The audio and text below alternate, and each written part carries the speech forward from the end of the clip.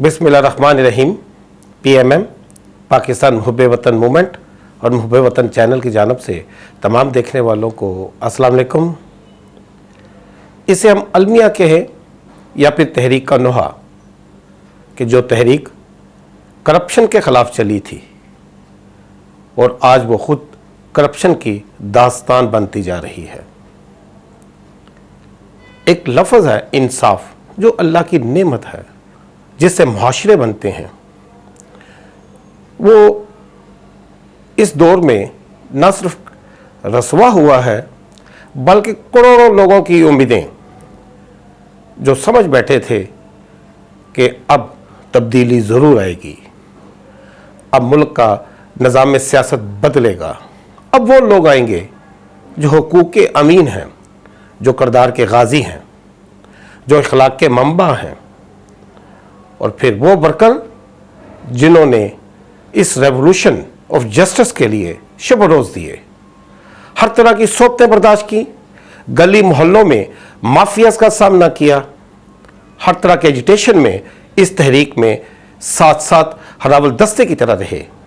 धरना हो, जलसा हो या किसी जगह पे कोई भी ऐसा प्रोग्राम जो तरीके इंसाफ के नाम से व्यवस्था होता था, तो इसके वो दरीना वर्कर, वो अजीम कारकुन न दिन देखते थे, न रात देखते थे, न शहर देखते थे, न गांव देखते थे, न कस्बा देखते थे। बस इंसाफ का परचम उठाकर दिल में उम्मीदें लेकर चल पड़ते थे।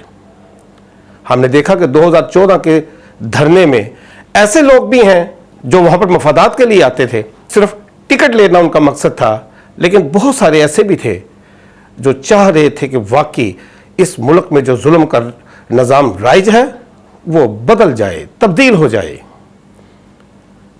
लेकिन आज जैसे जैसे हालात एक्सपोज कर रहे हैं मौजूदा हुकूमत में बैठे हुए उन सपोलों को, जो किसी ना किसी तरीके से एतमाद को डंगना जानते हैं, डसना जानते हैं, जहर फैलाना जानते हैं, जिसकी वजह से शायद पूरी कौम में इस्तराब है, तज़ब्ज़ब है।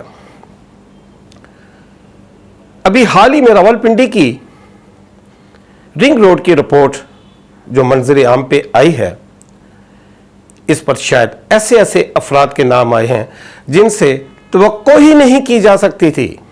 पाकिस्तान तहरीक इंसाफ के चेयरमैन भी उनसे शायद ऐसी तवक्कुआत ना रखते थे।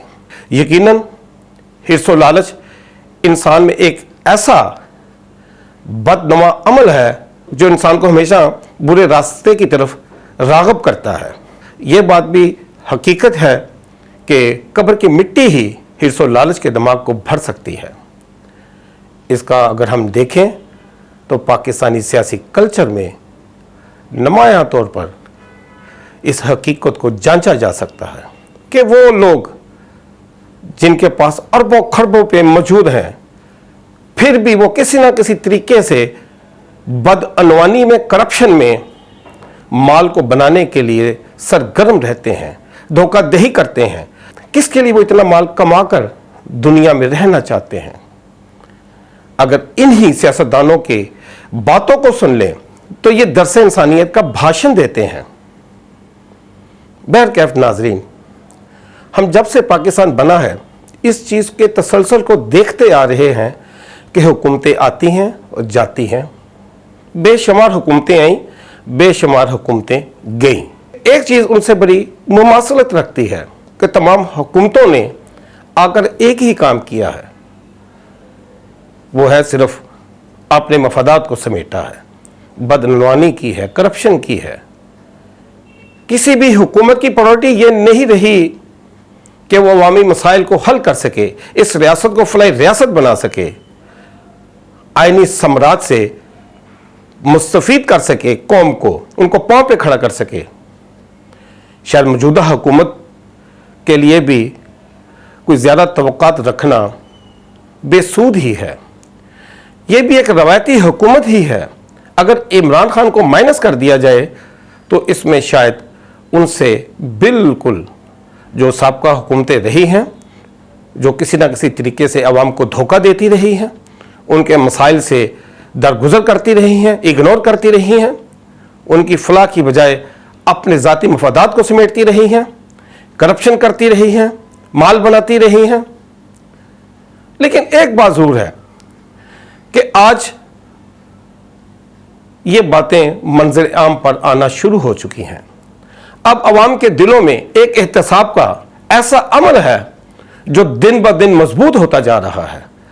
अब अवाम में गुस्सा भी कह सकते हैं, शौर भी कह सकते हैं, और दिलचस्पी भी बढ़ती जा रही है कि वो अब इन सियासतदानों को मंतकी अंजाम तक पहुंचाने के लिए किसी ना किसी तरीके से खुदा के आगे दुआएं कर रहे हैं।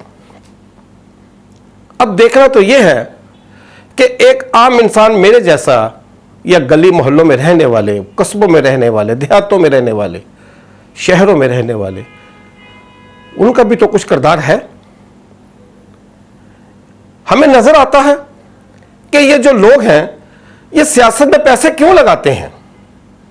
ये टिकटों के लिए पैसे खर्च करते हैं, फिर उसके बाद इलेक्शनों में आकर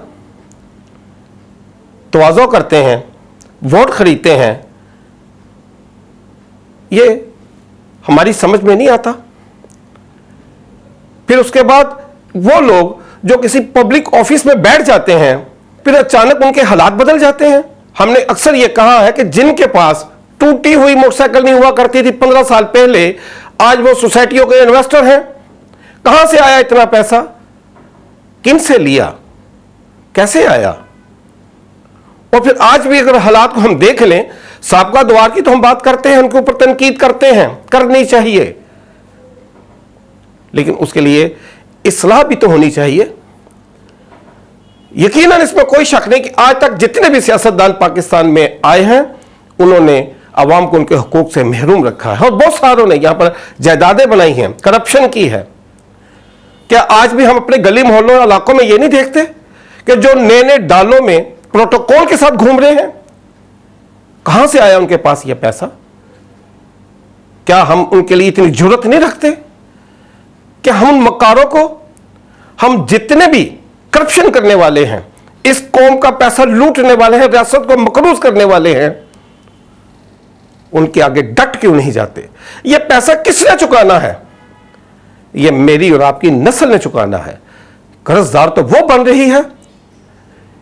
ये अगर आज जो गली मोहल्लों में मैंने आपका नाम लिया, हर वो शख्स जो पब्लिक ऑफिस में बैठा है,